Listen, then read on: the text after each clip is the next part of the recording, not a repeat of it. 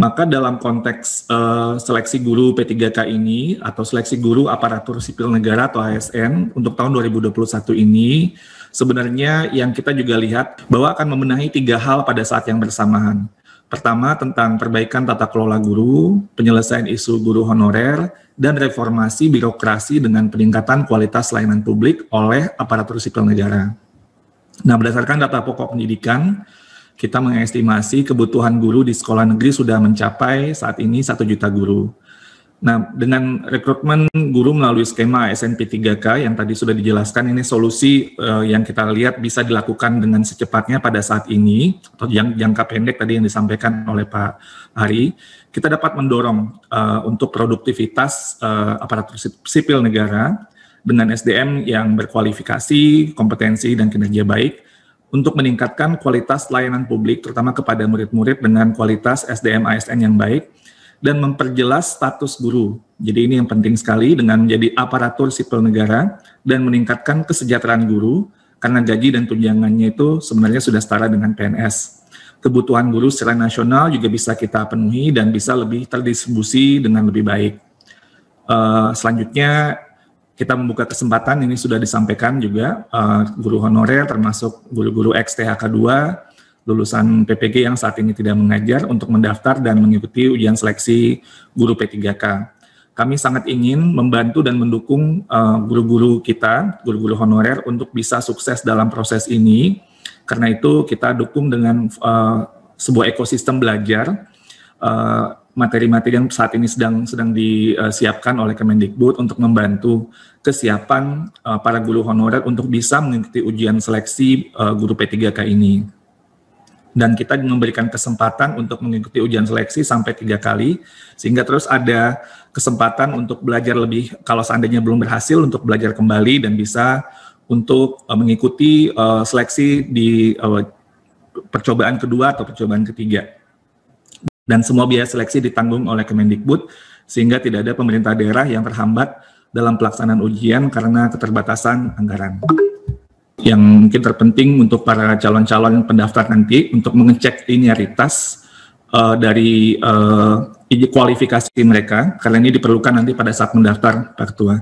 Jadi guru honorer atau guru yang memiliki sertifikat pendidik atau guru honorer K2, dari berbagai sumber ini kita mesti memastikan linearitasnya, sehingga nanti individu-individu yang bersangkutan dapat mendaftar dengan berdasarkan nomor-nomor ID, misalnya nomor registrasi K2-nya, atau NUPTK, NIK, atau nomor sertifikat pendidik.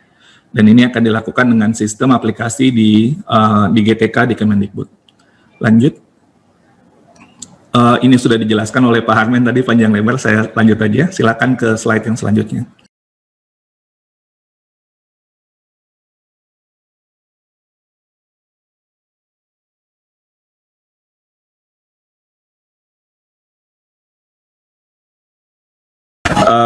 Terkait yang pertama, tentunya dalam memenuhi informasi kita akan terus berdialog, koordinasi dengan Panselnas ya Pak Ketua.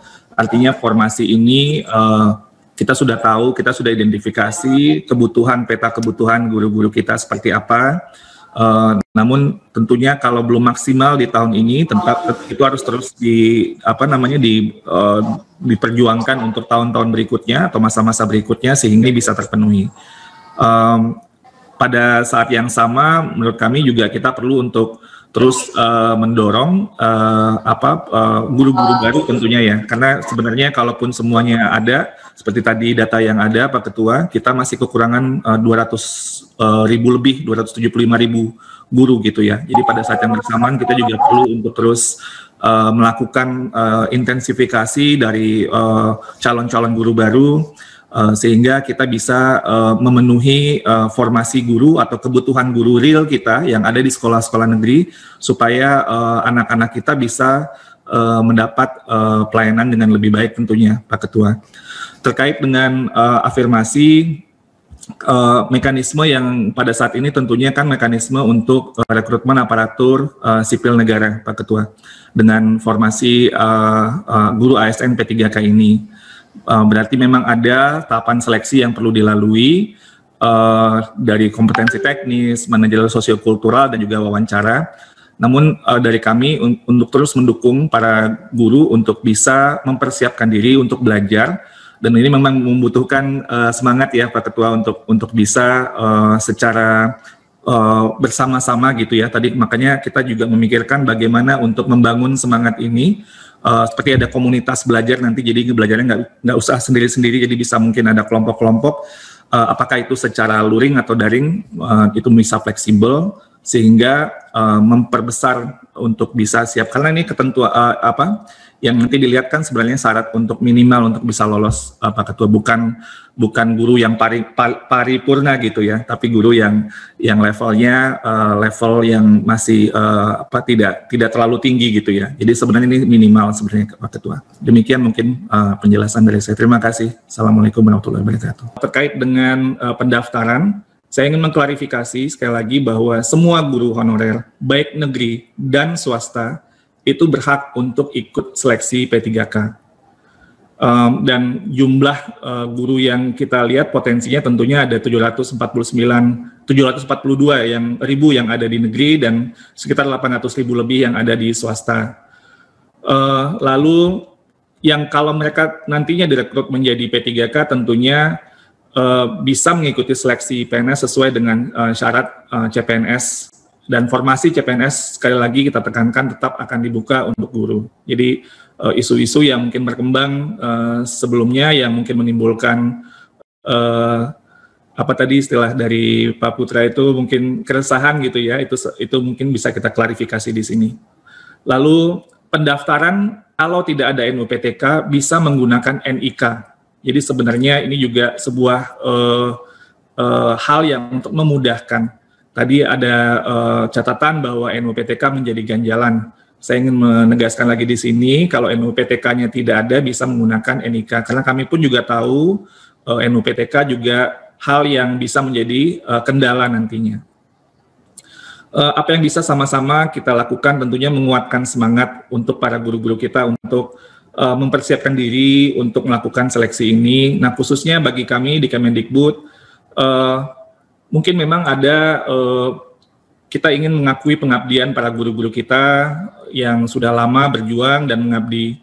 Namun kompetensi minimum yang kita inginkan tentunya kalau seorang guru mengajarkan bidang ilmu tertentu, kompetensi minimumnya bisa kemudian dilihat melalui sebuah assessment yang terukur.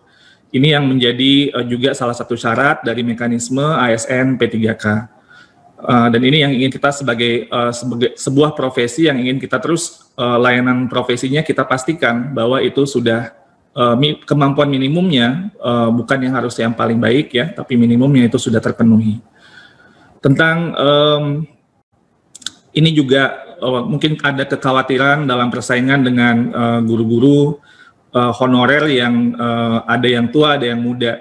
Yang bisa saya sampaikan di sini adalah kita akan mengkhususkan bahwa guru-guru honorer akan lebih diarahkan untuk mengisi posisi lamaran di tempat mereka bertugas pada saat ini. Jadi artinya ini pun juga bisa nanti lebih memudahkan pada guru-guru kita supaya tidak terlalu khawatir dengan persaingan tersebut. Terkait dengan guru swasta, nah ini juga tadi perlu disampaikan juga berkali-kali. Sekali lagi tujuan utama dari pembukaan seleksi P3K ini, kita selain memenuhi kebutuhan guru adalah untuk meningkatkan kesejahteraan guru-guru yang kompeten yang namun saat ini tidak bisa dibayar dengan layak. Selama kesejahteraan guru terjamin, sebenarnya ini tidak perlu menjadi sebuah isu, karena misi kita bersama-sama adalah bagaimana meningkatkan kesejahteraan guru-guru kita.